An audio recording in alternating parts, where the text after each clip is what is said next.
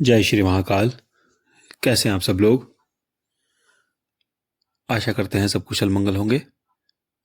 हमारी यही मनोकामना है, प्रभु भोलेनाथ की कृपा आप पर सदैव बनी रहे।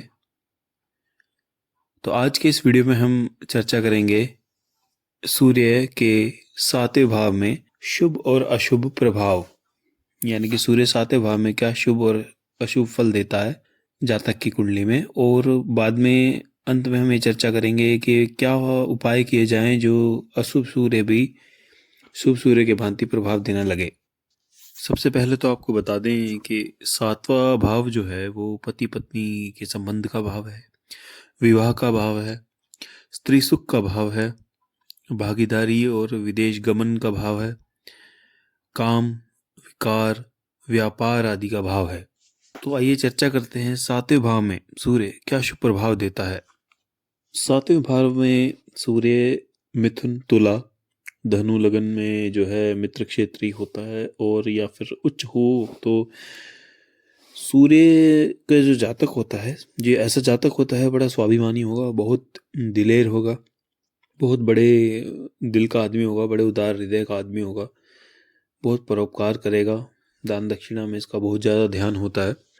और ऐसा जातक अगर पार्टनरशिप में काम करे, यानी कि साझेदारी में अगर कुछ काम करे, तो उसे ज़्यादा प्रॉफिट होता है, अलावा इसके कि वो अकेले खुद काम करे। साझेदारी में उसे प्रॉफिट होता है। साझेदारी वो किसी से भी कर सकता है। यदि आपका कोई नहीं है बाहर कोई पार्टनर, तो अपनी वाइफ को भी पार्टनर बना सकता है, अपनी मदर को पार्टनर बना सकता है, अपने भाई या फिर अपने पिता को पार्टनर बना सकता है, वो जैसे भी आपको सही लगे।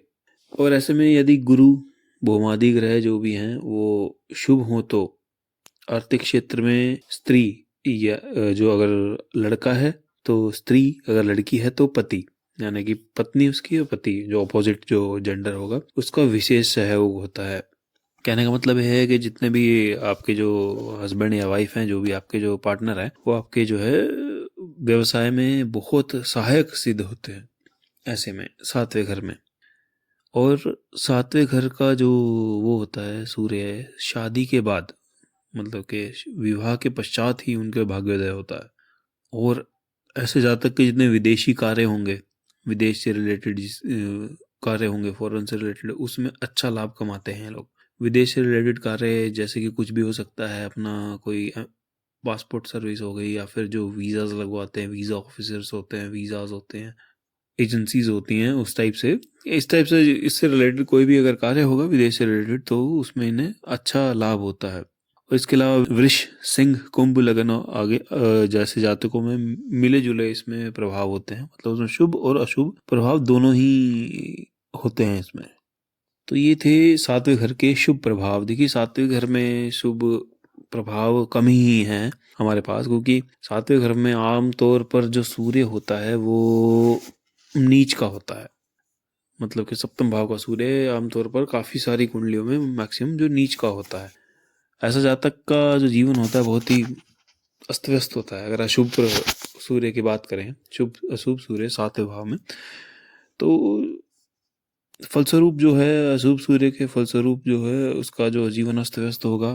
25 वर्ष की आयु तक वह घर द्वार सब छोड़कर साधु बनने चला जाता है। ऐसे काफ़ी जगह देखा गया है कि वो साधु, उसमें वैराग आ जाएगा उसके दिल में, क्योंकि 7वें घर में सूर्य जो है वैराग ले आता है अगर नीच का हो तो। स्त्री रोगी रहेगी या बीमार हो जाएगी, उसकी जो वाइफ होती है वो रोगी रहेगी, उच्च विद्या नहीं मिल पाती, फिर उसके ऐसा लगता है जैसे उसके व्यक्तित्व में कुछ कमी रह जाए। जो अच्छी विद्या और जो है करियर में भी जो है हमेशा उसकी अड़चने आने के बाद ही सफलता मिलती है ऐसे जातक को। और आमतौर पे विवाह में बहुत ज़्यादा विलंब होता है इनके, इतने भी सप्तम भाव में जिनके भी सूर्य नीच का है उनके विवाह में बहुत विलंब होता है। 30+ ही शादियां होती है, देखिए 34 35 में जाकर इनका जो है शादी होती है। तो तब तक ये कुछ खास भी नहीं कर पाते, क्योंकि जैसा कि हमने आपको शुभ प्रभावों में बताया था कि ऐसे जातक की आमतौर पर जो है देखा गया है कि भाग्योदय शादी के बाद ही होता है। और ऐसे जातक की जो स्त्री है या फिर जीवन साथी है, या अगर स्त्री है तो उसका जो हस्बैंड होगा, उनको भी कष्ट एवं कुछ दाम्पत्य जीवन में जो है सुख की कमी रहती है इनके, मतलब उनके जो पार्टनर होगा उन्हें कष्ट, शारीरिक कष्ट मिलते ही हैं। कहने का मतलब ये है कि जो भी स्त्री या फिर उनके जो पति होंगे वो रोगी या बीमार रहेंगे ही रहेंगे आजीवन। ऐसे में जो होता है, ऐसे जातक का जो भले ही नीच का हो, ऐसे जातक का जो है विदेश में जाके भाग्योदय होता है। मतलब विदेशी कार्य में तो देखो होता ही है, लेकिन अगर ये विदेश चले जाएं तो वहां पे जाके भी इनका जो है, जो सूर्य के जितने भी सूर्य के दुष्प्रभाव हैं वो कम हो जाएंगे, और ऐसे जातक का विदेश में जाके भाग्योदय होता है। ऐसे में सप्तम घर में यदि सूर्य के साथ राहु या शनि आदि के पाप ग्रह की भी युति बन रही हो, तो ऐसे जातक की जो है आर्थिक उलझनें बहुत ज़्यादा बढ़ जाती हैं, और शारीरिक कष्ट या मानसिक कष्ट इन्हें बहुत ज़्यादा होता है आजीवन। मानसिक तनाव इन्हें झेलना पड़ता है आजीवन जो है। और इसके अलावा अगर हम ग्रहों की युति की बात कर रहे हैं, तो अगर बताएं कि अगर ऐसे जातक का बुध भी खराब स्थिति में हो, बुध भी नीच का हो, या बुध भी जो है अशुभ फल देने वाला हो, तो ऐसे जातक को पैतृक संपत्ति कितनी भी मिल जाए वो सब कुछ नष्ट भ्रष्ट कर देता है।